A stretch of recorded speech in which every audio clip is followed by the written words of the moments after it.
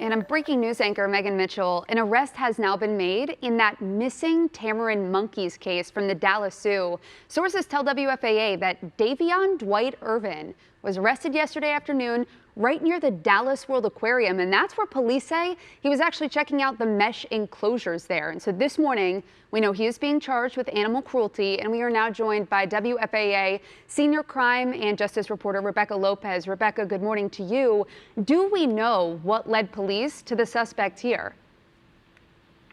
Well, yesterday, good morning, Dallas police were out investigating looking actually for Davion Irving. Remember that his picture was put out early on in this investigation, and they were looking for him just to question him at the time. But then there were some people in Lancaster, some church members, who recognized that photo and said, we think we know who that guy is because he's attended our church services, and not only that, we know that, well, we think that he has been breaking into our church, our abandoned church that we are trying to refurbish.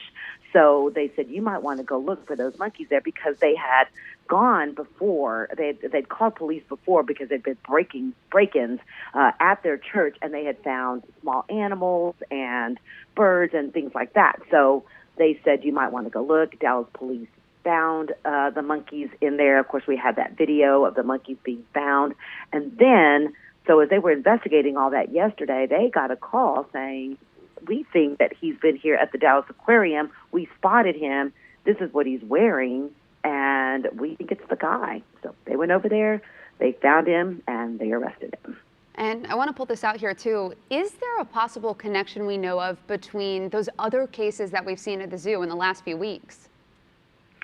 Well, one of the things that my sources have told me is that prior to the monkeys disappearing, apparently he had been spotted at the zoo by employees that were, he was asking them questions. They saw, he was asking them questions about the monkeys, about the clouded leopard, about some other security things, about how do you store a monkey or how do you get a monkey out and put him in a cage, and things like that is what I was being told.